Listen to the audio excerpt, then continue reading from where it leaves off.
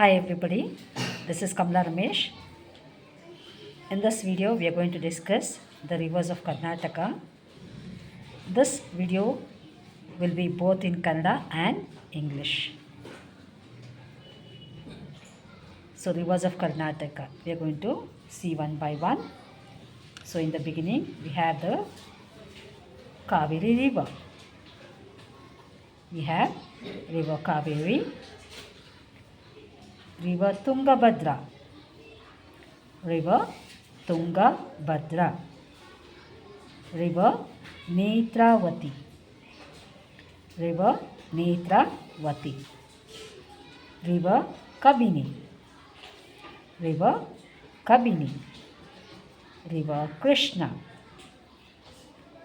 river Krishna, river Bhima, river Bhima, river Harangi, river Harangi, river Ghattaprabha, river Ghattaprabha.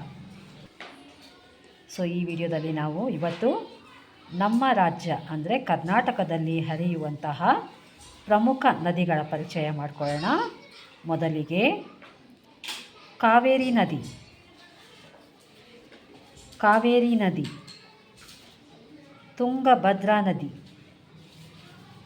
Tungabhadra ನದಿ, ನೇತ್ರಾವತಿ ನದಿ, ನೇತ್ರಾವತಿ ನದಿ, ಕಬಿನಿ ನದಿ, ಕಬಿನಿ ನದಿ, ಕೃಷ್ಣ ನದಿ, ಕೃಷ್ಣ ನದಿ,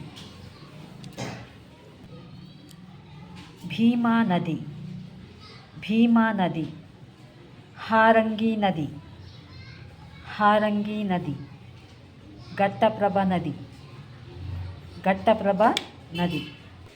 ಸೊ ಇವು ನಮ್ಮ ಕರ್ನಾಟಕ ರಾಜ್ಯದಲ್ಲಿ ಹರಿಯುವ ಪ್ರಮುಖ ನದಿಗಳು. ಸೊ ನದಿಗಳ ಪರಿಚಯ ಆಯ್ತಲ್ವಾ?